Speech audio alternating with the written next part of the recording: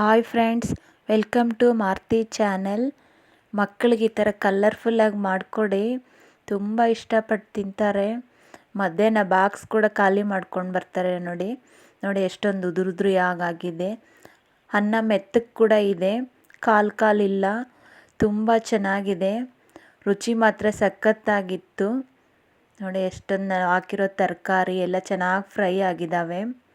ಬಾಣಲಿಯಲ್ಲಿ 1-2 table spoon ಎಣ್ಣೆ ಹಾಕಿ ನಾನಿಲ್ಲಿ ಶುಂಠಿ ಬೆಳ್ಳುಳ್ಳಿ ಚಿಕ್ಕದಾಗಿ ಕಟ್ ಮಾಡಿ ಹಾಕ್ಕೊಂಡಿದ್ದೀನಿ.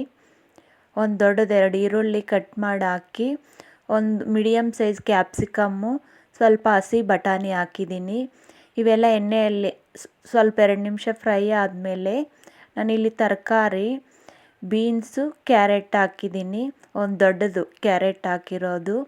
ಇವು 1-2 ನಿಮಿಷ ಎಣ್ಣೆಯಲ್ಲಿ ಫ್ರೈ ಮಾಡಿಕೊಂಡು ಒಂದು ಮೀಡಿಯಮ್ ಸೈಜ್ ಟಮಾಟ ಕಟ್ ಮಾಡಿ ಹಾಕಿದ್ದೀನಿ.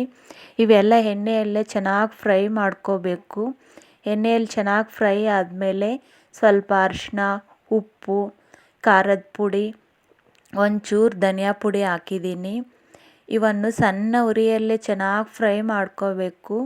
ನಾವು ಹಾಕಿರೋ ತರಕಾರಿ ಎಲ್ಲ ಎಣ್ಣೆಯಲ್ಲೇ ಚೆನ್ನಾಗಿ ಬೆಂದಬೇಕು, ಆವಾಗ ತುಂಬ ರುಚಿಯಾಗಿರುತ್ತೆ. ಕೊನೆಯಲ್ಲಿ ಮೆಣಸಿನ ಪುಡಿ, ಒಂದು ಚಿಕ್ಕ ಸೈಜ್ ನಿಂಬೆಹಣ್ಣು ರಸ ಹಾಕಿದ್ದೀನಿ. ಇವೆಲ್ಲ ಹಾಕಿ ಚೆನ್ನಾಗಿ ಮಿಕ್ಸ್ ಮಾಡಿ, ಚೆನ್ನಾಗಿ ಇವೆಲ್ಲ ಫ್ರೈ ಆದಮೇಲೆ ನಾವು ಮಾಡಿರೋ ಅನ್ನ ಹಾಕಿ ಚೆನ್ನಾಗಿ ಮಿಕ್ಸ್ ಮಾಡ್ಕೊಳ್ಳೋದು. ಇಲ್ಲಿ ನಾನು ಯಾವುದೇ ಸಾಸ್ ಉಪಯೋಗಿಸಿಲ್ಲ, ಮನೆಯಲ್ಲಿರೋವೇ ಹಾಕಿ ಮಾಡಿರೋದು. ತುಂಬ ಚೆನ್ನಾಗಿದೆ. ನಾನು ಅಕ್ಕಿ ಕೂಡ ರೇಷನ್ ಅಕ್ಕಿ ಹಾಕಿರೋದು. ನಾವು ನಾರ್ಮಲ್ ಅಕ್ಕಿ ಹಾಕಿದಾಗ 1 ಲೋಟ ಅಕ್ಕಿಗೆ 2 ಲೋಟ ನೀರು ಹಾಕ್ತೀವಿ. ರೇಷನ್ ಅಕ್ಕಿಗಾದರೆ 1.5 ಲೋಟ ನೀರು ಹಾಕಬೇಕು. ನೀರು ಸ್ವಲ್ಪ ಕಡಿಮೆನೇ ಹಾಕ್ಕೊಂಡ್ರೆ ಚೆನ್ನಾಗಾಗುತ್ತೆ ಅನ್ನ. ನೋಡಿ ಎಷ್ಟೊಂದು ಉದುರಿಯಾಗಿದೆ. ಕಾಲಿದ್ದರೆ ಮಧ್ಯಾಹ್ನ ಮಕ್ಕಳು ತಿನ್ನೋಕ್ಕಾಗಲ್ಲ.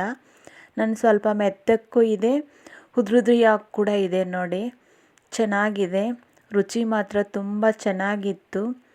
ಈ ರೆಸಿಪಿ ಇಷ್ಟ ಆಯಿತು ಅಂದ್ಕೊತೀನಿ. ಇಷ್ಟ ಆದರೆ ನೀವು ಒಮ್ಮೆ ಟ್ರೈ ಮಾಡಿ ಕಮೆಂಟಲ್ಲಿ ತಿಳಿಸಿ. ಪ್ಲೀಸ್ ನಮ್ಮ ಚಾನಲ್ಗೆ ಲೈಕ್ ಮಾಡಿ, ಶೇರ್ ಮಾಡಿ, ಸಬ್ಸ್ಕ್ರೈಬ್ ಆಗಿ. Thank you.